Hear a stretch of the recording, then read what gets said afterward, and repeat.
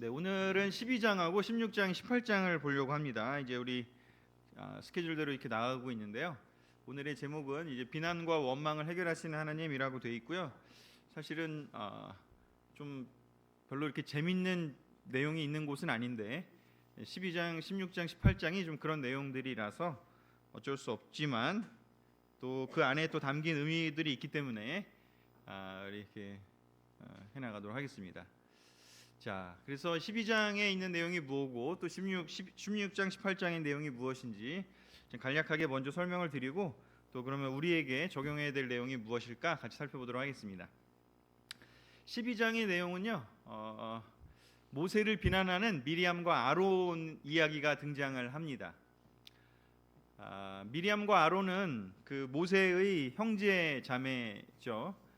굉장히 역할을 많이 했던 자매이기도 하고 아마도 최초의 여자 예언자라고도 불릴 수 있는 사람이 바로 미리암입니다. 그래서 미리암이 하는 역할들이 출애굽기에도 나오고 저기 그림에 나온 것처럼 이렇게 백성들과 함께 이렇게 춤도 추고 또 축제를 여는 그런 역할을 하셨던 분이고 또 그 노래도 이제 성경 책에 기록될 정도로 이렇게 남아 있습니다.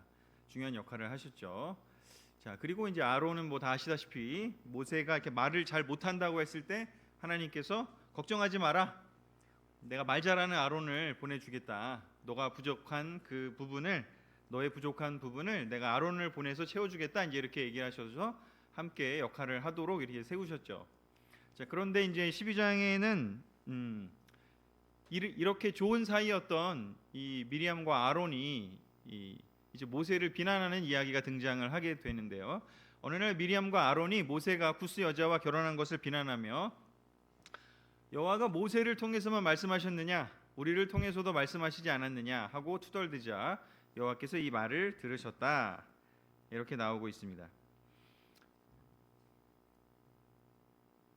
미리암과 아론이 사이가 좋았는데 왜 갑자기 이런 일이 벌어졌는지 모르겠지만 어찌됐건 미리암과 아론이 모세가 가지고 있는 그 특별한 지위, 어떻게 보면 지도자라는 대표를 하고 있는 그 자리에 대해서 하나님이 모세만 통해서만 말씀하셨냐, 우리를 통해서도 말씀하시지 않았느냐라고 하면서 미리암과 아론도 성령을 이렇게 임재를 경험하고 예언을 했던 그것을 또 근거로 해서 하나님이 우리가 모세와 동등하다라고 얘기를 하면서 어떤 면에서는 이렇게 모세의 리더십에 대해서 이렇게 비난하는 이야기가 등장을 하게 됩니다.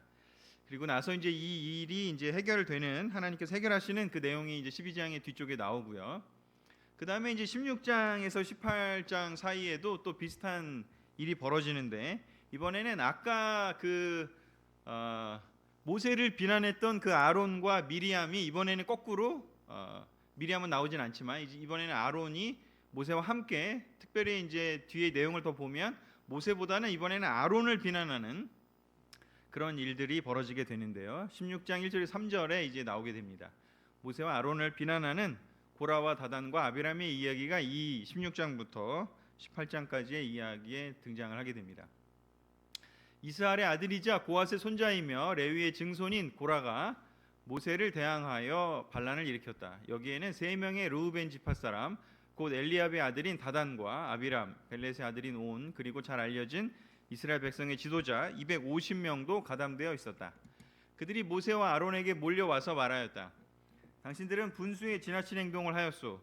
이스라엘 백성은 다 여호와께서 선택한 자들이며 그분은 우리 가운데도 계시는데 어째서 당신들만 잘난 체 하시오? 라고 비난을 하였습니다. 비난의 이 핵심, 반란의 핵심은 이제 레위 지파 사람이었던 고라가 이제 등장을 하게 되고, 이 고라를 지원했던 사람은 레위 지파는 아니고 르우벤 지파 사람이었던 다단과 아비람과 그리고 다른 여러 지도자 250명이 이제 포함이 되어 있었습니다. 그래서 이제 당신들은, 즉 모세와 아론은 분수에 지나친 행동을 하였소라고 얘기를 하고 있습니다. 아까 얘기했던 것과 좀 비슷한 이야기인데요. 이스라엘 백성은 다 여호와께서 선택한 자들이며 그분은 우리 가운데도 계시는데 어찌 당신들만 잘난 체 하시오라는 이야기를 하면서 이제 뒤에 내용은 무엇이냐면 레위 지파인 고라도 아론처럼 제사장의 역할을 할 수 있게 해달라, 이런 내용이었던 것 같아요. 이야기를 이제 읽어보면, 파악을 해보면. 그래서 레위 지파의 역할을 뛰어넘어서, 레위 지파이었던 고라가 레위 지파의 역할을 뛰어넘어서 제사장의 역할을 나도 하게 해달라. 왜냐하면 근거는 다 여호와께 선택한 자들인데, 특히 레위 지파도 여호와께 선택한 사람이었으니까요. 그래서 이제 그 아론의 역할을 자기도 하고 싶다, 이제 이런 얘기가 되었습니다. 자, 처음에는 이제 모세와에게 이제 아론과 미리암이 비난을 하게 됐고, 두 번째는 이제 고라와를 중심으로 한 레위 지파인 사람이 이제 제사장이었던 아론을 비난해야 되는 상황이 나오고요. 그리고 나서 이제 이 고라와 다단과 아비람이 처벌받게 되고 난 후에 그 다음에는 이제는 또 확장이 됩니다. 16장 뒷부분에 가면 41절 49절을 보면 이렇게 되어 있습니다. 다음날 모든 이스라엘 백성이 모세와 아론을 원망하며 당신들이 여호와의 백성을 죽였소 하고 외쳤다. 그러나 고라의 반역으로 죽은 자들 외에 전염병으로 죽은 자만 14,700명이었다. 이렇게 막 반란 일으키고 막 비난하고 원망하고 죽는 얘기 별로 안 좋잖아요. 그래서 사실 이 본문을 이렇게 자주 설교를 하진 않는데, 이렇게 시리즈로 하게 되면 어쩔 수 없이 이 부분을 지나가야 되다 보니까 하게 되는데요. 이게 지금 상황을 보면, 우리 2주 전에 했던 그 내용을 보면 10명의 정찰병들이 와가지고 처음에 발표를 했을 때 2명은 갈렙과 여호수아는 좋은 얘기를 했고, 이제 10명이 부정적인 얘기를 했잖아요.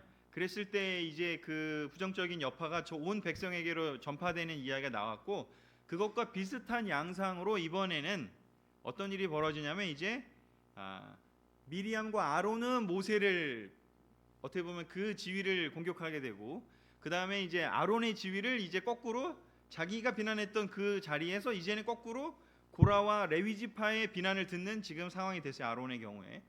그리고 나서 이제는 그게 또 확대가 돼서 모든 백성에게로 지금 전파가 된 거죠. 그래서 이렇게 점증되는, 증가하는 지금 구조를 보이고 있습니다. 이 이야기의 구조를 보면 결국에는 하나님이 하시는 일을 보지 못한 백성들은 그냥 상황만 보면, 내가 좋아했던 고라가, 내가 좋아했던 나의 지도자가 여기 보면 250명이나 가담되어 있는데 그들이 다 죽었으니 내가 좋아했던 사람이 갑자기 죽고 처벌받고 사라졌어요. 그러면 힘들잖아요. 그러니 이 사람들도 하나님을 보기보다는, 그 일을 처리하신 하나님을 보기보다는 그 모세와 아론이 이렇게 일을 처리한 거로 보고 모세와 아론을 원망하면서 또 일이 더 커진 거죠. 그래서 처음에는 아론과 미리암 두 명으로 시작했던 이 반역과 그 다음에 원망과 비난이 결국에는 어떻게 끝나냐면 14,700명으로 이제 끝나게 됩니다. 참으로 안타까운 일인데요. 그래서 이 이야기를 통해서 우리가 좀 살펴봐야 될 것들을 본다면, 비난과 원망의 속성이 얼마나 이렇게 빠르게 전파되는지를 우리는 생각해 볼 필요가 있습니다.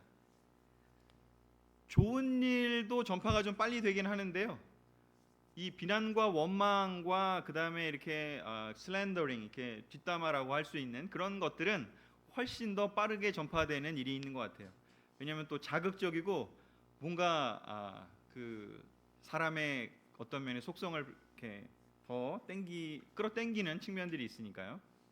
요즘 특히 이제 뭐 유튜브, 그다음에 뭐 이렇게 유튜버들도 많아지고 또 인터넷도 발달하고 하면서 요즘 세상도 보면 어떻게든지 간에 그 사람들의 시선을 끌기 위해서 굉장히 자극적인 게 더 많잖아요. 그래서 긍정적인 걸로, 이렇게 긍정적인 컨텐츠로 유튜브를 하면 잘 될까요? 잘 되겠죠. 하지만 굉장히 느릴 거예요. 하지만 자극적인 걸로 유튜버를 하면 아마도 훨씬 더 사람들을 빨리 끌어당길 것 같습니다. 이 지금 민수기를 우리 그 현대인의 성경에서는 광야 방랑기라고 얘기를 하고 있는데요. 이 광야 방랑기에서도 처음에는 굉장히 좋은 일로 우리가 여기까지 왔지만, 가나안 땅으로, 이집트에서 빼서 가나안 땅으로 가는, 하지만 이 과정 속에서는 마치 이 세상의 속성을 좀 보는 것과 비슷한 생각이 듭니다. 비난과 원망의 속성이 얼마나 빠르게 전파되는지, 2명에서 250명으로, 250명에서 14,700명으로, 그리고 특별히 그 중심에는 아론이 있는데, 아론은 자기가 비난했던 그 사람이 이제는 자기가 비난의 대상이 되는 걸 보면서 내가 누군가를 비난할 때는 그런 말 있잖아요. 너가 한 일대로 그대로 너도 당하게 될 것이다. 이런 이야기가 복음서에도 있는 것처럼 참으로 신기하게도 이렇게 자기가 했던 일을 이제 자기가 당하게 되면서 아론을 중심으로 이 이야기가 또 이렇게 구성이 되는 것을 살펴볼 수가 있습니다. 그래서 이 이야기를 통해서 우리가 살펴봐야 될 것들이 뭔가를 본다면 우리 좀 더 우리에게 친숙한 우리 신약 성경을 같이 보도록 하겠습니다. 로마서 12장 3절, 4절, 6절 같이 읽어볼까요? 읽기 전에요. 죄송한데 저 뒤에 히터 좀 꺼주실래요? 꺼도 되겠죠? 18도나 올라갔으니까 이제 저게 이리 날라오면서 제 목을 건드려서요. 감사합니다. 네. 이거 훨씬 좋네요. 자, 우리 같이 읽어보겠습니다. 시작.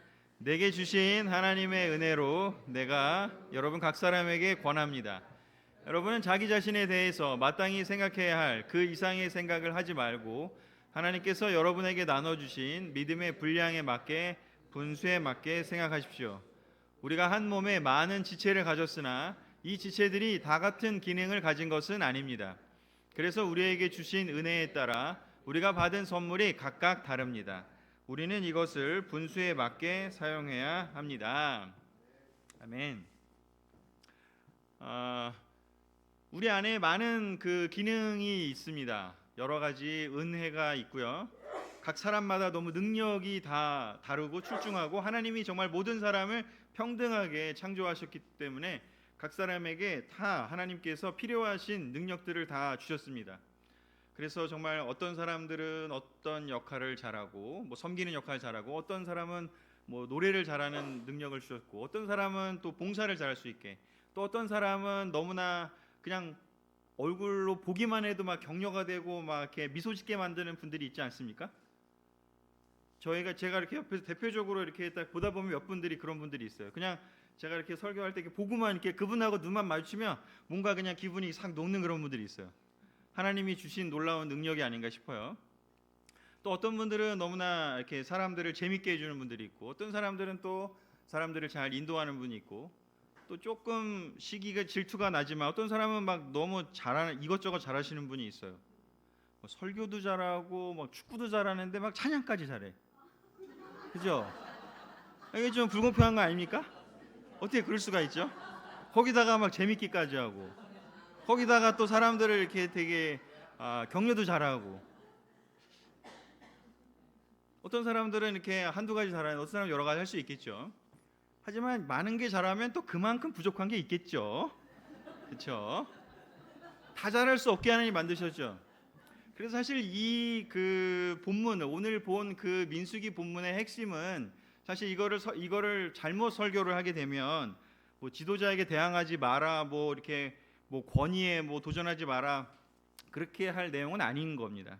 제가 관련 주석들을 많이 찾아봤는데 결국은 핵심은 하나님이 각자 그 제사장, 그러니까 모세의 역할, 지도자의 역할, 또 제사장의 역할, 또 그다음에 성소를 담당하는 그 레위 지파의 역할을 뭔가 이렇게 위계 질서를 놓고 만든 것이 아니라 이렇게 수평적으로 대신에 그 모든 일을 다 한 사람이 다 할 수 없으니 각자 이렇게 그 역할을 즉 눈의 역할, 귀의 역할, 코의 역할 그런 것처럼 수평적으로 그 기능들을 나누어 놨는데 근데 자기 역할에 대해서는 감사하면서 기쁘게 하지를 못하고 내 역할보다는 저 역할이 더 뭔가 재밌어 보여 아니면 저 역할이 더 나아 보여 그래서 그 역할에 도전하는 일에 대한 이야기를 하는 거죠.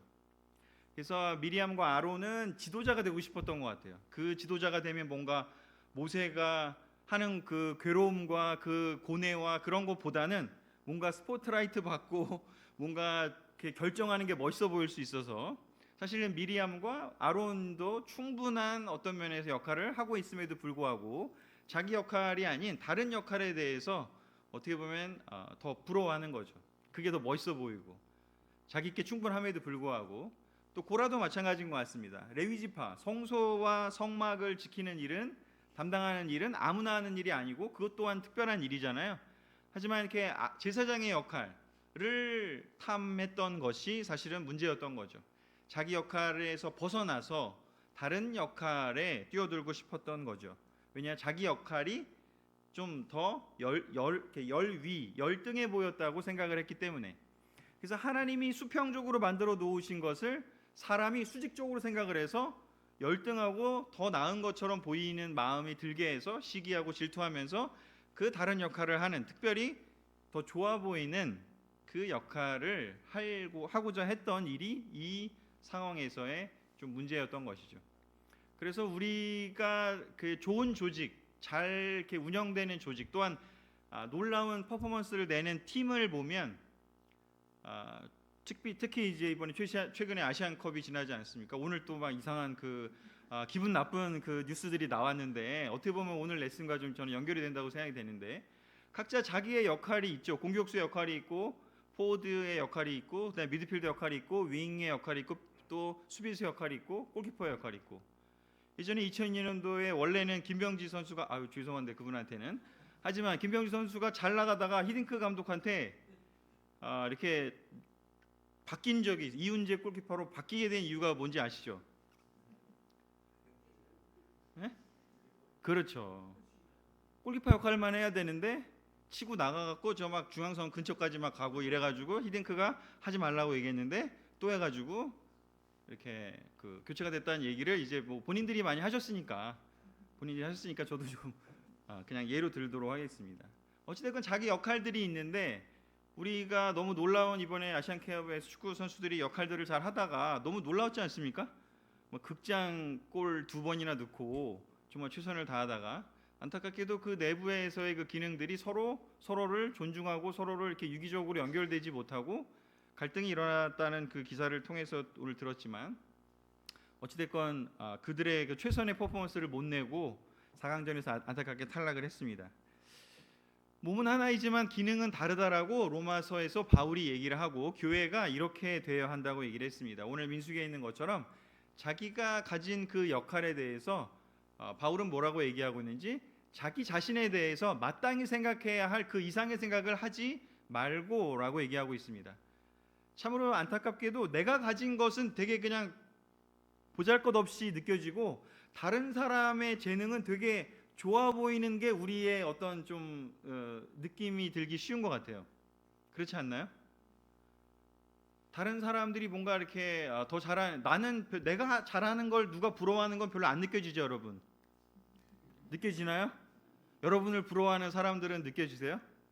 여러분이 부러워하는 사람은 많죠. 이게 우리인 것 같아요. 그래서 바울이 얘기하는 것 같습니다.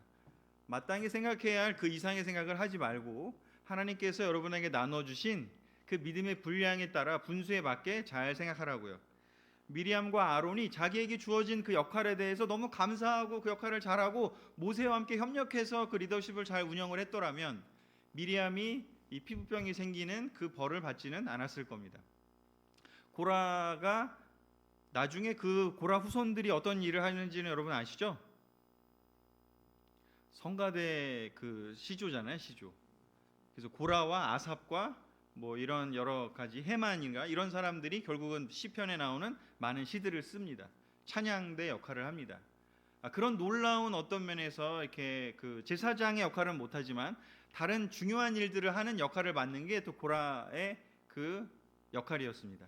그런데 그 일은 값어치 없어 보이고 이렇게 아론의 역할만 좋아 보였기 때문에 그것을 탐하다가 결국에는 처벌을 받게 됩니다. 심지어 이렇게 반란까지 하게 되면서, 그래서 결국은 우리는 어떤 일을 해야 되느냐? 우리가 교회에서 다른 사람들이 가지고 있는 그 좋은 점에 대해서 시기하고 질투하는 것이 아니라, 하나님이 나에게 주신 것에 대해서 내가 만족하고, 그리고 다른 사람들이 하는 것에 대해서는 감사하고, 그들이 있으면 얼마나 감사한지, 그들이 있기에 우리가 그 혜택을, 그 유익을 누리지 않겠습니까? 우리가 이제 뭐 캠프나 무슨 어떤 행사를 하면 더 많이 느끼는 것 같아요.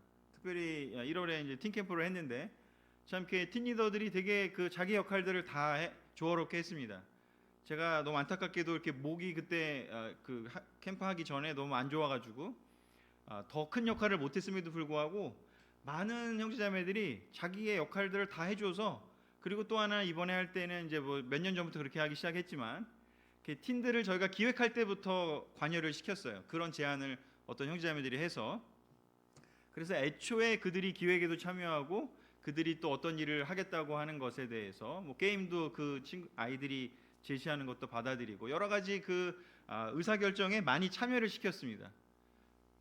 그랬더니 아이들이 주체가 돼서 아이들이 너무나 놀랍게 그 일들을 다 만들어냈고 그 어른들도 그 역할에 맞는 자기 역할들을 잘 수행을 해서 놀랍게 하나의 놀라운 그런 우리들만의 추억을 만들었습니다. 우리 그 그룹 안에 보면 다양한 교회가 성장하면 성장할수록 이 부분이 성장을 할 때 교회도 성장한다는 생각이 듭니다. 50명이 있던 교회가 할 수 있는 일과 또 100명의 교회가 됐을 때 할 수 있는 일, 또 150명, 200명이 있을 때 할 수 있는 일이 되게 더 많아지는데요. 근데 이거는 둘 중에 한 기로에 서 있는 것 같아요. 서로가 서로의 그 은사를, 상대방이 가진, 다른 사람들이 가진 은사를 감사하고 기뻐하고 좋게 생각하면 교회가 훨씬 더 풍성해질 거고요. 그렇지 않고 제가 나보다 더 나은 것 같은데, 저 사람이 더 이런 걸 잘하는 것 같은데 하면서 시기 질투하게 되면, 그러면 더 오히려 사람 많아진 것이 축복이 아니고 오히려 더 큰 위험성이 될 수도 있겠다는 생각이 듭니다.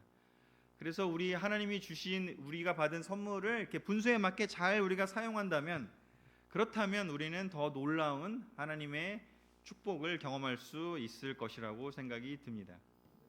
그래서 이런 그 사도 바울이 얘기한 내용을 민수기에서도 얘기하고 있다고 생각이 듭니다. 그래서 모세가 이 그 고라에게 한 이야기를 보면 그 일을 그 개념을 잘 알 수가 있습니다. 16장 8절에 11절 같이 한번 읽어보겠습니다. 시작. 그러고서 모세는 고라에게 말하였다. 너희 레위인들아 잘 들어라. 이스라엘의 하나님이 너희를 이 백성 가운데서 구별하여 자기에게 가까이 하게 하시며 여호와의 성막에서 일하게 하시고 모든 사람을 대신하여 그를 섬기게 하신 것을 너희가 작은 일로 생각하느냐. 하나님이 너희 레위인들에게 이런 귀한 일을 맡기셨는데 어째서 너희가 제사장 직분까지 맡으려고 하느냐. 너희는 지금 한 패거리가 되어 여호와를 거역하고 있다. 아론이 누구라고 너희가 그를 원망하느냐. 제가 설명한 내용이 여기에 다 나와 있습니다. 모세가 이 본질을, 고라가 하는 이야기를 잘 듣고 그 본질을 이해했기 때문에 정확하게 지적을 해주고 있고, 결국은 하나님께서 이제 치리하시는 장면이 나옵니다. 뭐 그 당시처럼 하나님이 이렇게 막 사사건건 이렇게 하나님 도와주세요 이러면 나타나셔갖고 짠 해결해 주시면 얼마나 좋을까요? 하지만 지금 성경이 있는 시대고 이제 신약 시대 이후에 예수님 오신 이후의 시대이기 때문에 이제는 그렇게 해결이 되지는 않겠죠. 지금 고라를 해결한 것처럼 막 지진이 나갖고 막 확 이렇게 처리하고 이러지는 않겠죠. 하지만 우리 안에서 우리가 어떻게 해결할지 그 원리는 이 이야기를 통해서 우리에게 전달해 주셨다는 생각이 듭니다. 그래서 결국엔 그 250명이 처벌을 받고 난 후에 모세는 어떤 그 과정 속에서 어떤 일을 하는지를 살펴보도록 하겠습니다. 민수기 12장 13절에 보면 이거는 이제 그 미리암의 피부병이 있을 때 얘기죠. 모세는 여호와께 하나님이시여 누님을 고쳐 주소서 하고 부르짖었습니다. 그리고 고라에 대해서도, 고라와 그 다단과 아비람인가 이 사람들에 대해서도 하나님께서 너희들을 그러면 내가 다 벌하겠다라고 했더니 16장 22절에서 뭐라고 얘기하는지, 그러나 모세와 아론이 엎드려 하나님이시여 모든 생명의 근원이신 하나님이시여 한 사람이 죄를 지었는데 모든 사람에게 노하십니까 하고 애원하자 여호와께서 모세에게 말씀하셨다. 너는 백성에게 고라와 나단과 다단과 아비람의 천막에서 떠나라고 말하라. 이걸 보면 참 모세의 마음이 얼마나 훌륭한지를 너무나 본받을 만하다 생각이 듭니다. 지난번에 봤던 것처럼 12명을 보냈을 때 10명이 와서도 얘기할 때 하나님이 모든 백성을 전멸하려고 할 때도 모세가 엎드려서 하나님을 설득을 했고, 또 이번에도 또 미리암이 피부병 걸렸을 때도 또 설득을 하고 심지어 본인을 누이면서 그럼에도 불구하고 본인을 비난했던 그 미리암을 위해서도 중보의 기도를 합니다. 그리고 또 한 번 더 고라와 나단과 다단과 아비람이 반역을 일으켰을 때 또 모든 백성에게 그 처벌이 갈까 하는 두려움 속에서 또 엎드려서 하나님께 중보를 하고 있습니다. 바로 왜 예수님을 제2의 모세라고 평가했는지 바로 이런 부분이 지난주에도 제가 설교를 했지만 모세의 이런 놀라운 캐릭터, 놀라운 성품, 이렇게 자기를 비난하고 공격하고 했을 때 모세는 끊임없이 그 사람들을 위해서 또 백성들을 위해서 끊임없이 용서를 구하고 예수님이 그러하셨던 것처럼 중보의 이야기를 하나님께 드리는 것을 보게 됩니다. 그래서 이 이야기는 이런 식으로 결국은 이제 완료가 되고 나중에 이제 그 지팡이들을 다 놓고 하나님이 보여주시는 지팡이가 나타나게 하면서 이제 아론의 지팡이에서 싹이 나면서 결국 하나님이 아론을 신뢰하는 것으로 판단을 하게 되고 그 지팡이를 싹난 지팡이를 이제 십계명 돌판과 함께 법궤에 넣으면서 그것이 이제 성소에 지성소에 이제 놓게 되는 법궤 안에 들어가는 일로서 이 이야기가 마무리가 됩니다. 자, 이제 이 이야기를 통해서 우리가 살펴볼 세 가지만을 제가 정리해서 말씀드리겠습니다.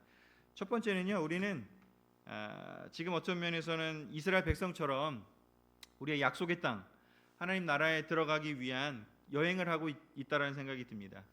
자, 첫 번째는요, 우리 궁극적인 목표를 기억하자고 이야기를 드리고 싶습니다. 히브리서 12장 1절에서 2절에 이렇게 되어 있습니다. 같이 읽어볼까요? 시작. 이렇게 많은 증인들이 우리를 지켜보고 있습니다. 그러므로 우리도 모든 무거운 짐과 얽매이기 쉬운 죄를 벗어버리고 목표를 향해 꾸준히 달려갑시다. 그리고 우리 믿음의 근원이시며 우리 믿음을 완전케 하시는 예수님을 바라봅시다. 아멘. 이집트에서 나와서 가나안 땅이라고 하는 하나님이 주신 약속의 땅으로 들어가야 되는데 그 약속의 땅에 들어가기를 거부한 다음부터 어떤 일이 벌어지냐면 이제 거기 들어가는 것이 목적이 아니라 그 내부에서의 어떤 면에서는 더 좋은 지위를, 더 좋은 자기의 셀피시 앰비션, 자기의 야망을 채우려는 사람들이 등장했다는 거죠. 만약에 다 함께 약속의 땅에 들어가는 것을 목표로 했다면 이런 싸움보다는 어떻게 하면 그 땅에 들어갈 수 있을까? 어떻게 하면 우리가 함께 전쟁을 치르고 그 땅을 점령할 수 있을까에 더 고민했을 겁니다. 우리가 만약에 외부의 적이 있다면 아마 우리는 서로 옆에 있는 사람이 한 명이라도 더 소중하게 여기고 내 동지라고 여기지 않을까요? 근데 우리가 외부의 적이 사라지면, 우리의 목표가 사라지면 그 다음부터는 이제 우리끼리 또 조금 더 좋은 자리를 차지하려고 노력을 해요. 우리 형제들 우리 군대 갔다 오셨잖아요. 근데 신기한 건 군대 가면요, 그 별것도 아닌 것 같고 막 그 이렇게 권력 싸움하는 거 아시죠? TV가 좀 더 가까운 자리, 청소할 때 조금 더 덜 청소하는 거, 뭐 하여튼 그 옷 중에도 조금 이렇게 좀 더 깨끗한 옷, 그 이렇게 후임 때는 후줄그레한 옷 입는데요. 선임들은 막 이렇게 쉬는 시간에 더 있으니까 막 이렇게 이렇게 막 다림질하면서 칼깍 잡거든요. 이등병 때는 그게 어떻게 이렇게 부러워 보이는지. 별것도 아닌데 사실은. 근데 군대라고 하는 조직 안에 들어가 버리면 그것이 그 안에서도 그 조금 더 편안한 거, 그 조금 더 멋있어 보이는 거, 그게 그렇게 부러워 보이는 게 우리 인간이 아닌가 생각이 들어요. 하지만 사회 나와 보면 그거 아무것도 아니잖아요. 사실 다 똑같잖아요. 병장이나 이등병이나 군복 입으면 다 똑같잖아요. 근데 그 안에서는 그렇게 막 되게 내가 멋있어 보여요. 그렇게 칼각 잡고 딱 옷 멋있게 입고 막 이러고 있으면 신기하게. 우리의 궁극적인 목표가 가나안의 약속의 땅에 들어가는 거라면 우리 옆에 있는 사람 한 명이라도 더 같이 할 것 같아요. 근데 그 목표가 사라지면요, 이제는 저 사람보다 내가 좀 더 나아지는 게 목표가 돼요. 저 사람보다 내가 좀 편해야 되고요, 옆에 있는 사람보다 내가 좀 더 두각을 나타내는 게 목표가 될 수 있어요. 그래서 히브리서 저자는 무엇을 얘기하는지 형제자매들에게 우리는 이 세상에서의 그런 무거운 짐, 얽매기 쉬운 죄를 벗어버리고요, 우리의 목표를 향해서 꾸준히 달려가자고 얘기를 합니다. 지금 가나안 땅을 들어가는 일에 집중을 했으면 이런 일이 벌어지지 않았을 텐데 가나안 땅을 안 들어가겠다고 한 이후부터는 이제는 그 내부에서 세상적인 그 일들 가지고 지금 이런 일들을 생겨나는 것이죠. 그래서 우리는 무엇을 해야 되느냐? 궁극적으로 우리 모두가 함께 다 우리 믿음의 근원이시며 우리의 믿음을 완전케 하시는 그 예수님을 바라보는 것, 예수님을 닮고 우리 하늘나라 하나님 나라의 백성으로 끝까지 그 나라에 이 세상에서도 그렇고 저 세상에서도 하나님 나라에 들어가는 것, 우리의 그 목표를 향해서 한 명이라도 더 옆에 있는 형제자매들 데리고 함께 사탄과의 전쟁을 치르면서 동료고 전우고 살려야 되는 그러한 친구로서 우리가 함께 갈 수 있다면 우리는 서로 내부적인 싸움을 하는 것이 아니라 이 민수기의 이야기처럼 내부적인 다툼을 하는 것이 아니라 우리는 궁극적인 목표에 포커스할 때만이 비로소 우리가 서로를 더 소중히 여길 수 있는 존재가 될 것입니다. 두 번째는요, 히브리서 12장 14절 15절입니다. 같이 읽겠습니다. 시작. 여러분은 모든 사람들과 화목하게 지내고 거룩함을 추구하십시오. 거룩해지지 않고서는 아무도 주님을 보지 못할 것입니다. 여러분 가운데 하나님의 은혜를 받지 못하는 사람이 아무도 없도록 잘 살피십시오. 그리고 쓴 뿌리와 같은 사람이 생겨 많은 사람을 괴롭히거나 더럽히지 못하게 하십시오. 비난과 원망을 히브리서에서는 쓴 뿌리 같은 마음이라고 얘기를 하고 있습니다. 사탄이 정말 끊임없이 우리에게 주고자 하는 마음이 뭘까요? 비난하고 원망하는 겁니다. 그러나 하나님은, 바울은, 사도들은, 예수님은 끊임없이 사람들에게 뭐를 이야기하는지 세움과 건설을 이야기하고 있습니다. 교회를 세우는 것, 사람들을 서로 세워주는 것, 화목하게 지내고 거룩해지는 것이 바로 세움과 건설이 아니고 무엇이겠습니까? 우리 쓴뿌리 같은 마음이 아니라, 비난과 원망이 아니라 우리가 세움과 건설의 이야기를 선택할 때, 그때 우리는 이 민수기에 이들이 했던 실수를, 이들이 했던 실패를 경험하는 것이 아니라 바울이 얘기했던, 예수님이 얘기했던 그 일들을 해나갈 것입니다.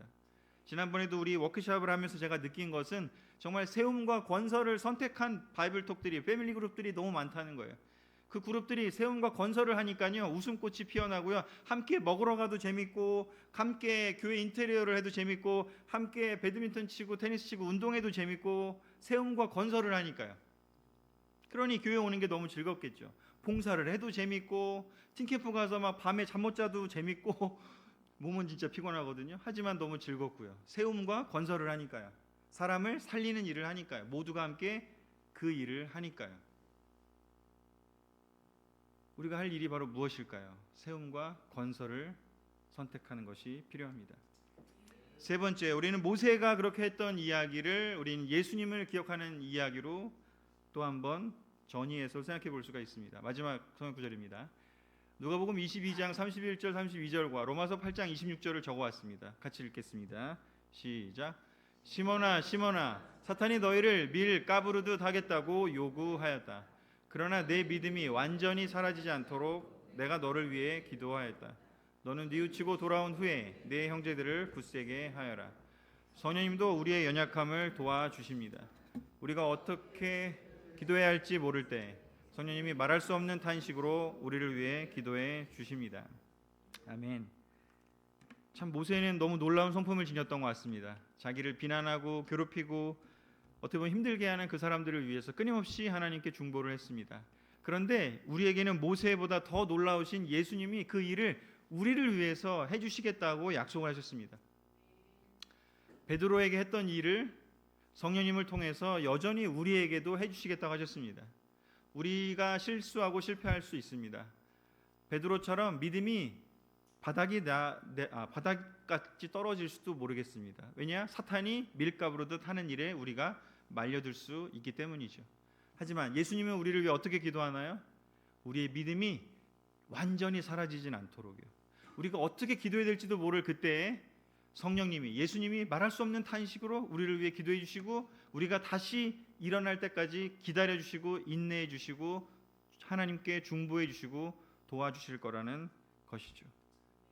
우리 모세의 이 민수기 이야기를 통해서, 모세를 통해서 우리 예수님을 우리에게 제2의 모세로 주신 그 예수님을 기억하면서 우리가 때때로 넘어지더라도 걱정하지 말고 우리 다시 일어날 수 있다라는 믿음을 가지고 함께 우리 교회를 또 우리 서로를 세워나가는 우리들이 됐으면 좋겠습니다. 말씀을 마치겠습니다.